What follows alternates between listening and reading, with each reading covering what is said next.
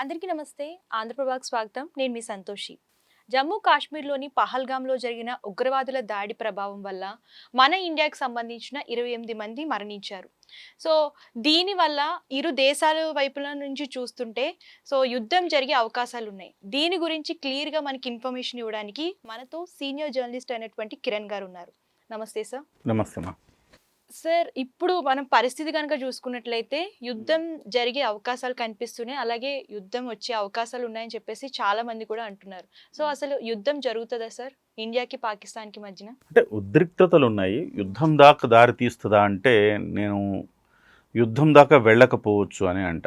కానీ ఈ దశలో యుద్ధం దాకా వెళ్ళకపోవచ్చు, కానీ గట్టిగా పాకిస్తాన్కి అంటే ఊహించని రీతిలో భారతదేశం జవాబు అయితే ఇస్తుంది. ఆ జవాబు ఇచ్చిన తర్వాత జరిగిన డ్యామేజ్ని బట్టి అది యుద్ధానికి దారి తీస్తుందా లేదా అనేది ఆలోచించాలి. ఈ క్షణానికి ఈ క్షణం యుద్ధం వస్తుందా అంటే రాదనే చెప్పాలి. కాకపోతే యుద్ధ సన్నద్ధత అనేది ఒకటి ఉంటుంది కదా. పాకిస్తాన్ ఏముంటుంది, కవ్వింపు చర్యలు ఉంటాయి. పాకిస్తాన్ ఏముంటుంది, మీరు సింధు జలాలను ఆపేస్తే మా మీద యుద్ధం ప్రకటించినట్టే, కాబట్టి మేము యుద్ధానికి సిద్ధంగా ఉన్నాము అంటది. మన భారతదేశ సైనికులు, వైమానిక దళాలు, నావికా దళాలు, తాజాగా ఆర్మీ రకరకాల విన్యాసాలు చేసి మా సన్నద్ధత ఇది అని చాటారు. అంటే రెడీ అనమాట. ఒక సన్నద్ధతని, ఒక దేశ ప్రజల్లో ఒక కాన్ఫిడెన్స్ని బిల్డప్ చేయడానికి తమ సన్నద్ధతని చూపిస్తారు. సహజంగా జరిగేది అవి. యుద్ధ వాతావరణం చెప్పలేం కదా. పాకిస్తాన్ అనేది ఒక మూర్ఖపు దేశం. సడన్గా ఏదైనా మన మీద ఏదైనా అటాక్ చేయడానికి ట్రై చేసింది అనుకోండి. సో అటాక్ చేయడానికి ట్రై చేస్తే మనం సిద్ధంగా ఉండాలిగా ముందు. అందుకోసం మొత్తం అయితే సిద్ధంగా అయితే మన భారత నావికా దళం, వైమానిక దళం, ఆర్మీ రెడీగా ఉన్నాయి. అయితే పెద్ద గతంలో లాగా సర్జికల్ స్ట్రైక్తో సరిపెట్టే అవకాశం లేదు ఈసారి. అందుకోసం పాకిస్తాన్ కొంచెం భయపడుతోంది. పాకిస్తాన్ ఏమంటుంది, ఇప్పుడు అంతర్జాతీయంగా దీని మీద మీరు న్యాయ విచారణ జరపండి. భారతదేశం ఏముంటుందంటే మేం చేయించామంటుంది. మేం కాదు, మాకు ఎలాంటి పాపం తెలియదు.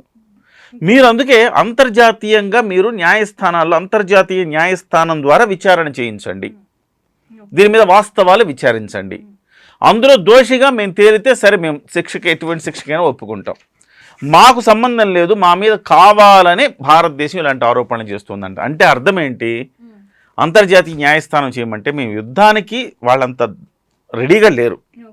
యుద్ధం అంటే వాళ్ళకి భయమే. వాళ్ళు సరిపోదు, వాళ్ళ శక్తి సామర్థ్యం సరిపోదు. అందుకోసం వాళ్ళు ఏమంటున్నారంటే అంతర్జాతీయ న్యాయస్థానం మీరు జోక్యం చేసుకోండి, మమ్మల్ని అటాక్ చేయకుండా మమ్మల్ని కాపాడండి అని ఇండైరెక్ట్గా పాకిస్తాన్ తోక ముడిచింది అని చెప్పాలి. అంతర్జాతీయ న్యాయస్థానంలో మీరు చేయండి అంటే అర్థం ఏంటి, మా వల్ల కాదు, మేము యుద్ధం చేయలేము, మీరే కొంచెం కాపాడండి మమ్మల్ని అని అర్థం. సో ఆ రకంగా వాళ్ళు ఉన్నారు. సో మరి మన ఏపీలో చూసుకున్నట్లయితే విజయవాడలో కూడా ఉగ్రవాదుల కదలికలు అయితే కనిపిస్తున్నాయని చెప్పేసి అంటున్నారు. సో ఒకవేళ వాళ్ళు ఉగ్రవాదులే అయితే మనకి ఏమైనా అటాక్ జరిగే అవకాశం ఉంటుందా సార్?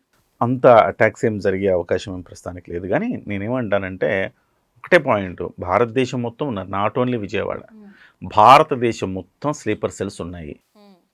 వాడు ఎలాగైనా ఉండొచ్చు, మీతో పాటు బస్సులో ప్రయాణం చేస్తుండొచ్చు, మెట్రోలో ప్రయాణం చేస్తుండొచ్చు, మీ పక్కింట్లో కొత్తగా వచ్చి జాయిన్ అయితే చేరిన ఫ్యామిలీలో వాడు ఒక మెంబర్గా ఉండొచ్చు, సైకిల్ షాప్ రిపేర్ చేసే షాప్లో ఉండొచ్చు. సో ఏ రూపంలో ఉండొచ్చు. కానీ స్లీపర్ సెల్స్ మనం మొత్తం ఒక్కసారిగా ఏరివేయటం అనేది అంత సాధ్యమయ్యే ప్రక్రియ కాదు. స్లీపర్ సెల్స్ ఉంటారు. అట్లని చెప్పేసి వాళ్ళు మనల్ని ఏదైనా చేసే అంత అయితే ఇవాళ అంత సాహసం అయితే చేయరని నేను అనుకుంటున్నాను. Okay sir. మరి హైదరాబాద్లో అయితే పాకిస్తాన్లందరినీ కూడా ఖాళీ చేసేసి వెళ్ళిపోమని చెప్పారు. సో వాళ్ళకి 2 days అయితే గడువు ఇచ్చారు. సో వాళ్ళు ఖాళీ చేసి వెళ్ళే అవకాశాలు ఉన్నాయా సార్? వెళ్తారా సార్? అంటే వెళ్ళిపోవాలి. చాలామంది చాలా పెద్ద వీసా మీద వచ్చున్నారు. ఇప్పుడు హైదరాబాద్లో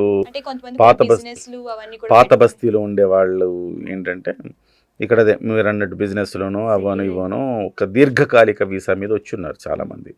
వాళ్ళందరూ ఇప్పటికప్పుడు వెళ్ళిపోవాలంటే కష్టమే, కానీ వెళ్ళాల్సిందే. కానీ ఒక్క విషయంలో మాత్రం భారత్ కొంత కన్సిడరేషన్ ఇస్తుందేమో అనుకుంటున్నా. ఇది మన హైదరాబాద్ కానివ్వండి, భారతదేశం ఒక మెడికల్ టూరిజానికి కూడా మనం ఇవాళ పేరెనిక కన్నా ప్రదేశాలు ఉన్నాయి. ఇప్పుడు హైదరాబాద్ మెడికల్ టూరిజం బాగుంటుంది. పాకిస్తాన్ నుంచి వచ్చి హైదరాబాద్లో ట్రీట్మెంట్ చేయించుకుంటుంటారు. ఇవాళ ఎక్కడో పేపర్లో చూశారు, వాళ్ళ బిడ్డకి గుండె ఆపరేషన్ చేయించాలి, ఇప్పటికే చాలా ఖర్చు పెట్టాము అంటూ మాట్లాడుతున్న ఒక వీడియో, ఒక ఇది చూశాను అనమాట సోషల్ మీడియాలో అనుకుంటా. సో అలాంటివి స్పెషల్ కేసెస్గా పరిగణించి మానవతా దృక్పథంతో వాళ్ళని తప్ప మిగతా వ్యాపారాలున్నా ఏమున్నా ఏదున్నా కానీ ప్యాకప్ చేసుకుని వెళ్ళిపోవడమే, అంతే కదా. మన పక్కలో బల్లెం పెట్టుకుని ఉండలేంగా. సో ఆ రకంగా పంపించేయాలి. 213 మంది ఉన్నారంటే అందులో 208 మంది చాలా పెద్ద దీర్ఘకాలిక వీసా మీద ఉన్నారంట. నువ్వు అన్నట్టు చాలా ఇక్కడే వచ్చి సెటిల్ అయ్యి ఏదో వ్యాపారాలు చేసుకోవటం అట్లా ఉన్నారనమాట. ఇక్కడ అంతా వీళ్ళు షెల్టర్ కల్పిస్తారు కదా. పాత బస్తీలోకి వెళ్తే నీకు 200 మంది కాదు 2000 మంది స్లీపర్ సెల్స్ దొరుకుతారు. సో అలాంటి సిచ్యువేషన్ ఉంది. సో వాళ్ళందరూ కూడా ఇంకా ఖాళీ చేసి వెళ్ళాల్సింది తప్పదు.